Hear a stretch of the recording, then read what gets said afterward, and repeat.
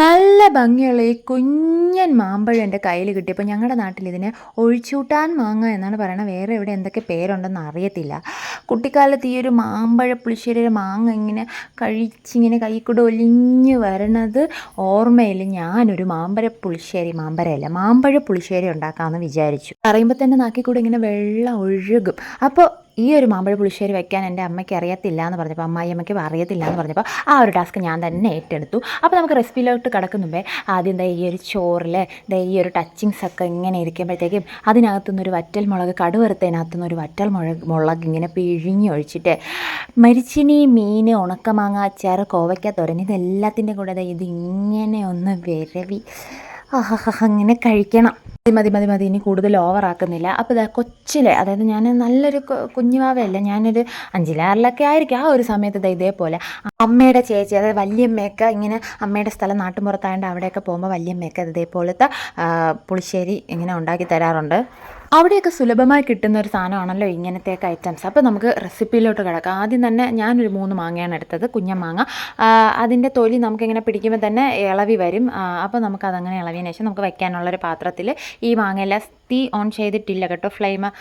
ഈ മാങ്ങയും വെച്ച് അതിനകത്തൊരു 2-3 പച്ചമുളക് കീറി, ഒരു തണ്ട് കറിവേപ്പില ഇട്ട്, ഒരു 1/2 സ്പൂൺ മഞ്ഞൾപ്പൊടിയും ആവശ്യത്തിനുള്ള ഉപ്പും കൂടെ ഇട്ട് ഞാനൊരു 1 കപ്പോളം വെള്ളം ഒഴിച്ച് നന്നായിട്ടൊന്ന് വേവിക്കാൻ വയ്ക്കുന്നുണ്ട്. ആദ്യം നമുക്ക് തുറന്നു വെച്ച് നന്നായിട്ടൊന്ന് തിളച്ചതിന് ശേഷം മാത്രം, ഇതിങ്ങനെ മിക്സ് ചെയ്തിട്ട് ഒന്ന് തിളച്ചതിന് ശേഷം മാത്രം മൂടി വെച്ച് മീഡിയം ഫ്ലെയിമിൽ ഒരു 5-6 മിനിറ്റൊക്കെ വരും അത് വേവാനുള്ള രീതിയിലൊന്ന് അടച്ചു വെച്ച് കുറച്ച് സമയം എടുത്തൊന്ന് വേവിച്ചെടുക്കണം.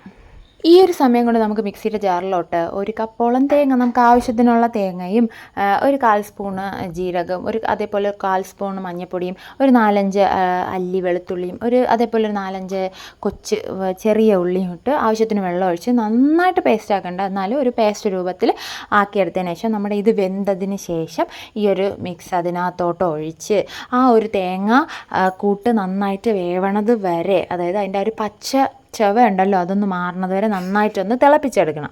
അപ്പോൾ ഇതേപോലെ വെന്തിരിക്കുന്ന ഇതിലോട്ട് നമ്മളൊരു 1-1.5 അല്ല ഒരു 2-2.5 ടേബിൾ സ്പൂണോളം തൈര് ഒന്ന് മിക്സിയിൽ ജസ്റ്റ് ഒന്ന് അടിച്ച് ഇതിനകത്തോട്ട് ഒഴിക്കണം.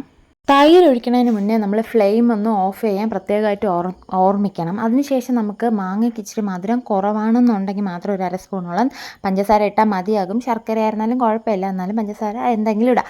അതിനുശേഷം അത് മാറ്റി വെച്ചതിന് ശേഷം ഒരു പാനിൽ കുറച്ച് കടുക് പൊട്ടിച്ച്, ആവശ്യത്തിന് എണ്ണ ഒഴിച്ച് കടുക് പൊട്ടിച്ച്, കുറച്ച് കുഞ്ഞുള്ളി ഇങ്ങനെ വട്ടത്തിനരിഞ്ഞ് അതും ഇട്ട്, വറ്റൽമുളകും 2-3 പിച്ചിട്ടതിന് ശേഷം ഒരു 4-5 കറിവേപ്പിലയും കൂടെ ഇട്ട് നന്നായിട്ടൊന്ന് ഇളക്കിയതിന് ശേഷം ഇതിനകത്തോട്ട് ഒഴിക്കണം. ഉടനെ തന്നെ മിക്സ് ചെയ്യേണ്ട, കുറച്ച് നേരം കഴിയുമ്പോൾ നമ്മൾ കഴിക്കാൻ സമയത്ത് അത് മിക്സ് ചെയ്താൽ മാത്രം മതിയാകും.